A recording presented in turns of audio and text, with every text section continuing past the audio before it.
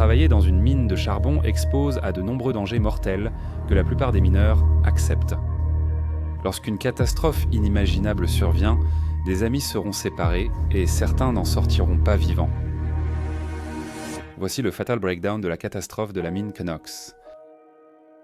Commencer une journée de travail ordinaire dans une mine de charbon comporte une grande part de risque à chaque instant.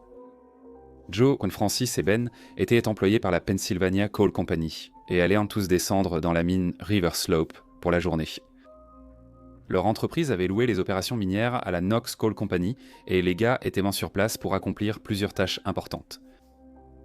Joe Stella était arpenteur et inspecteur. Il devait contrôler les opérations minières pour garantir leur conformité et actualiser la carte des zones exploitées. Francis Burns et Benjamin Boyard, collègues seniors de la compagnie Penn, avaient respectivement 62 et 55 ans. Francis était inspecteur chargé d'évaluer le système de pompage au niveau le plus bas de la mine. Ben, contremaître électricien, devait vérifier le câblage des pompes de puisard chargées d'évacuer l'eau de la mine. L'eau s'infiltrait sans cesse dans les galeries à cause de la surface, de la fonte des neiges et du débordement de la rivière. Des hommes s'étaient en plein de devoir travailler en imperméable à cause des gouttes constantes qui empêchèrent de rester au sec. Francis et Ben allèrent dans la zone de la veine de cendres rouges où la pompe semblait défaillante. Joe traverserait plusieurs veines et sections de la mine dans la journée. Les hommes discutaient en descendant la rampe en pente de la rivière dans la mine pour commencer à travailler à 7 heures du matin, le 22 janvier 1959. Ils ignoraient qu'un seul d'entre eux sortirait un jour de cette mine. L'exploitation du charbon est une profession extrêmement dangereuse. Ce lieu n'est pas adapté aux claustrophobes. Le plafond est très bas et des tunnels étroits reliera les veines de charbon. Ce métier n'était pas pour les délicats. Le taux de mortalité le classe parmi les plus dangereux au monde. Le risque d'effondrement, d'explosion, d'inondation ou d'empoisonnement au gaz est quotidien au travail. Les 81 hommes de la mine River Slope à Port Griffith, Pennsylvanie, étaient habitués au danger, mais travaillèrent pour subvenir à leur famille. Ce jour-là, la plupart des hommes allaient vers le puits, mais de la veine de charbon Pittston. Cette veine contenait un charbon épais et de qualité, proche de la surface. Ils avaient ouvert l'exploitation minière à une zone auparavant interdite. 3 hommes, Jean, Charles et Joseph, travaillaient dans la veine Marcy, sous la veine Pittston, tentant de creuser une connexion pour faciliter les futures excavations. 2 autres ouvriers, Fred et Frank, nettoyaient la zone au-dessus. Jean Williams, contremaître adjoint, supervisait les mineurs aujourd'hui. Il vérifiait l'avancement du tunnel de liaison lorsque Fred et Frank sont descendus pour lui demander de venir jeter un œil au passage situé au-dessus. Ayant entendu les craquements et détonations, ils sont allés prévenir le patron. Ce craquement vient souvent du bois de soutènement surchargé par le plafond. Un effondrement était possible, il devait en prévenir le contremaître. John a dit au groupe travaillant sur la connexion d'aller déjeuner, pensant pouvoir avoir besoin d'eux pour les renforts plus tard. Jane, Charles et Joseph, ayant presque fini de charger le wagon, décidèrent de terminer avant de remonter. Alors que John, Fred et Frank entraient dans la veine de Pittston près de la rampe de sortie, ils ont entendu le grondement tonitruant d'un train de marchandises fonçant droit sur eux. Dans un moment terrifiant, l'eau a jailli du plafond, inondant le couloir et remplissant l'espace en quelques secondes. Ils ont couru pour sauver leur vie, grimpant rapidement la rampe de la rivière sur 200 pieds pour quitter la mine. John a couru au bureau et a demandé à tous de quitter la mine. La cascade d'appels a débuté vers les différents postes. On leur a simplement dit de faire sortir tout le monde de la mine, sans aucun détail sur ce qui se passait. Certains hommes ont vu cela comme une demande urgente, d'autres ont rangé leur poste pour la pause déjeuner. Les hommes ont commencé à sortir en masse de la mine par la sortie du puits, mais essayant de comprendre ce qui se passait. En quelques minutes, nous avons compris ce qui s'était passé. Un immense tourbillon tournait sur les rives de la Susquehanna. Il était impossible de croire que la rivière s'écoulait littéralement sans réserve dans la mine. 81 hommes s'étaient présentés au travail dans la section River Slope de la mine, et maintenant qu'ils s'étaient rassemblés en haut, ils n'en comptaient que 36. Où étaient les 45 autres hommes ? Dans la veine Marcy, Jean, Charles et Joseph finissaient de nettoyer les débris du creusement. Quand Jean partit voir ce qui inquiétait Fred et Frank, il était 11h40, l'heure idéale pour tout abandonner et aller déjeuner. Mais l'équipe voulait charger le dernier wagon avant de partir. Dans un moment de terreur soudaine, ils ont entendu le grondement de l'eau qui fonçait vers eux depuis la galerie d'accès. Le vacarme des wagons et outils en métal qui dévalèrent était effrayant et compréhensible. C'était une inondation, et les hommes étaient des piégés. Cette partie particulière de la veine était le bout de la ligne. Il n'y avait pas d'autre sortie à ce niveau et la seule issue était d'avancer. L'eau s'est engouffrée dans le couloir avec une telle force que les hommes auraient peu de chance de le traverser. Ils étaient piégés.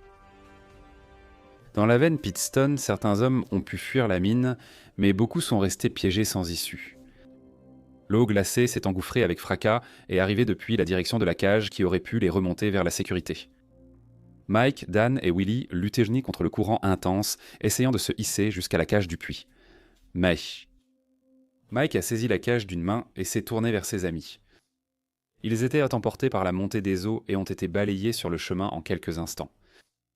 Mike a été obligé de faire monter la cage avant que le niveau de l'eau ne dépasse sa bouche et qu'il ne se noie dans ce piège métallique. Remonter hors de l'eau en sachant que des hommes étaient piégés partout dans la mine, incapables d'atteindre la sortie du puits, mais était une vision dévastatrice. Un grand groupe d'hommes avait échappé aux eaux déchaînées, mais ne pouvait pas revenir à la sortie du puits May. Ils étaient guidés par Myron Thomas, contremaître adjoint, et Joe Stella, géomètre muni d'une carte. Le groupe de 33 hommes se dirigeait vers la sortie la plus proche, la rampe de la pente de la rivière. Ils avançaient à travers l'eau noire qui recouvrait le sol du tunnel. En approchant des passages menant vers le haut, l'eau montait et les chemins étaient rebloqués par de forts courants. Ils ne pouvaient pas en sortir par aucune sortie principale, l'eau montait au-dessus de leurs genoux. Par un incroyable coup de chance, ils étaient avec le seul gars qui connaissait chaque section de ce complexe minier. Joe Stella, géomètre de la compagnie de stylos, possédait ses propres cartes dessinées. Pour lui, la seule issue était un ancien puits nommé puits d'aération Eagle. Inutilisé depuis longtemps, les galeries de la mine étaient connectées de coin à d'autres sites, permettant aux hommes d'accéder aux puits d'aération voisins pour sortir. La réalité de l'exploitation minière, c'est que les choses ne sont pas toujours ordonnées et organisées, et certainement pas enregistrées parfaitement à chaque étape. Certains passages n'étaient sur aucune carte, et des galeries avaient été prolongées de dizaines de mètres sans autorisation ni registre. Knox Coal cherchait à maximiser les profits de son bail sur la propriété de la Pennsylvania Coal Company. Il devait tenir les registres et obtenir les autorisations pour extraire le charbon selon la méthode des chambres et piliers. Des inspecteurs de l'État et des autorités locales ont récemment visité la mine, confirmant que tout se passait comme prévu. Joe Stella était l'un des inspecteurs de la société Penn et avait déjà signalé que la veine de Pitstone était exploitée au-delà des limites autorisées. La limite acceptée imposait 50 pieds de roche entre la rivière et l'exploitation minière, mais ils ont demandé de la réduire à 35 pieds. La veine passait sous la Susquehanna, qu'ils suivraient jusqu'à la zone de danger. Des forages ayant été effectués dans la roche, l'épaisseur était connue à certains endroits. Une estimation de l'épaisseur avait été faite entre ces forages, donc la compagnie Knox Coal semblait respecter les règles.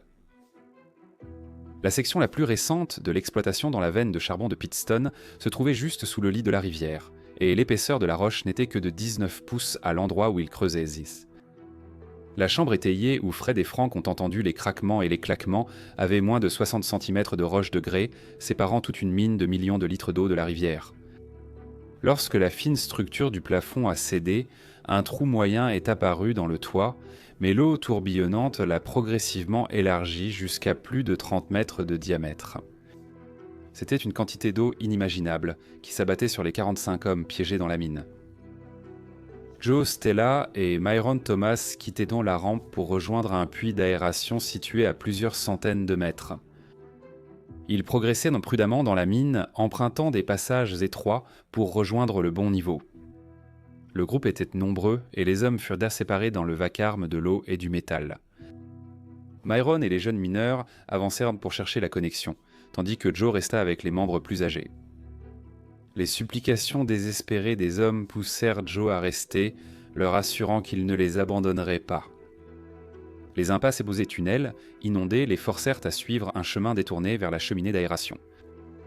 Alors que Joe et 6 hommes plus âgés avançaient dans la mine, Francis et Ben furent surpris par le flot d'eau qui envahit leur tunnel. Ils actionnaient les pompes pour évacuer l'eau déjà haute jusqu'aux genoux dans ce niveau abandonné de la mine. Ils étaient dans une impasse. Pas de seconde sortie, l'eau entrait par la seule galerie d'accès. C'était une réalité dévastatrice de l'exploitation minière et il semblait que l'horreur était venue. Les cartes de Joe les guidaient enfin au bon endroit. Ils avaient retrouvé le puits Eagle, mais Myron et son groupe étaient absents. Ils ont sûrement pris le mauvais chemin ou n'ont pas trouvé de passage sec. Il leva les yeux en s'attendant à voir le ciel, mais ce n'était que de la terre et des débris. Il ignorait que le puits avait été comblé depuis des années, avec du bois, du gravier et des pierres. Joe était stupéfait. S'ils avaient la moindre chance de s'échapper, ils allaient avoir besoin d'outils pour se frayer un chemin à travers ce puits de 3 mètres. Le groupe s'est de nouveau divisé. Les 4 hommes plus âgés sont restés près du puits d'aération, tandis que Joe et 2 autres sont retournés dans l'eau chercher des outils. Retourner dans l'eau et descendre plus bas pour chercher des outils allait à l'encontre de tout instinct. Myron Thomas ressentait la pression de la situation. Tous ses efforts pour conduire les hommes au puits d'aération Eagle ont échoué. Soit le niveau était inutilisé et les passages absents, soit le couloir était inondé jusqu'à leur cou. Ils ne pouvaient tout simplement plus avancer. Chaque repli les rapprochait de la mort. Ils devaient guider le groupe vers les bons niveaux, et c'était un véritable labyrinthe de virages, de piliers, d'impasses et de passages. Ils n'avaient pas de carte, et à un moment donné, ils ont tout simplement perdu leur orientation dans la mine. Il faisait sombre et bruyant, avec des échos d'eau rapides et des bruits métalliques d'équipements emportés. Malgré le désespoir, Myron restait déterminé à ne pas abandonner. Il savait qu'il existait un passage sec vers la conduite d'aération. Les 4 hommes près de la conduite commençaient à s'inquiéter. Joe était parti depuis 1 heure. S'ils restèrent là à attendre, ils risquèrent de se noyer comme les autres. Alors, ils décidèrent d'agir. Avec seulement leurs mains, ils commencèrent à retirer les débris au fond de la conduite. Ils arrachèrent et tirèrent jusqu'à ce que leurs doigts saignent, mais le moindre éclat d'espoir les toucha lorsqu'un courant d'air commença à venir de la conduite. Ils se soulevèrent mutuellement et élevèrent leurs amis pour creuser dans la conduite bouchée. Ce fut un miracle quand la lumière du jour apparut après seulement 3 mètres creusés. Le puits se faisait 18 mètres de profondeur, mais heureusement le remplissage ne se trouvait que dans les 3 derniers mètres. La mauvaise nouvelle, c'est que les 15 derniers mètres du puits n'étaient que de la terre sablonneuse et lisse jusqu'en haut. Amadeo Pancotti s'est glissé dans le trou creusé et s'est hissé centimètre par centimètre avec ses doigts. Grimper une paroi verticale de terre, avec peu de prise, était un travail pénible. Près du sommet du puits, un petit arbrisseau sortait du mur, poussant vers la lumière du soleil à 3 mètres au-dessus. Après 1 heure, Amadeo a atteint ce petit arbre et l'a utilisé pour grimper les 3 derniers mètres. C'était incroyable. Il est allé chercher de l'aide, permettant à une équipe de remonter ses 3 amis avec des cordes. Ils ont raconté leur histoire aux sauveteurs et signalé qu'au moins 2 autres groupes cherchaient aussi une sortie en bas. 6 hommes venus d'en haut sont descendus dans le puits et se sont dispersés à partir du puits d'aération Eagle pour localiser d'éventuels survivants. Joe et ses hommes avaient enfin trouvé quelques outils et sont retournés vers le puits. Ils ont été stupéfaits de voir tout le tunnel inondé. Fatigués et inquiets, ils ont repris la recherche d'un accès au puits d'aération Eagle. Cela semblait être une tâche sans espoir. L'eau continuait de monter dans toutes les directions qu'ils prenaient prendre. Continuer était décourageant, épuisés, trempés et abattus. Après 2 heures, ils ont trouvé un chemin pour revenir. Ils ont rencontré les sauveteurs venus d'en haut et ont été conduits vers les nouvelles cordes qui avaient été descendues. Le soulagement était immense. La panique de la mort imminente et l'adrénaline de survivre a été remplacée par une fatigue et un épuisement incroyables. Myron et ses 26 hommes avaient exploré la mine plus de 7 heures. Ils pensaient à ne jamais trouver de sortie. Le puits-mets était inondé et l'eau continuait clairement de monter. Cela les poussait toujours plus loin dans la mine, cherchant des passages secs menant à des zones plus hautes. Ce fut incroyable lorsqu'ils ont entendu les sauveteurs et se sont précipités vers eux pour retrouver des mineurs sains et saufs. C'était un miracle.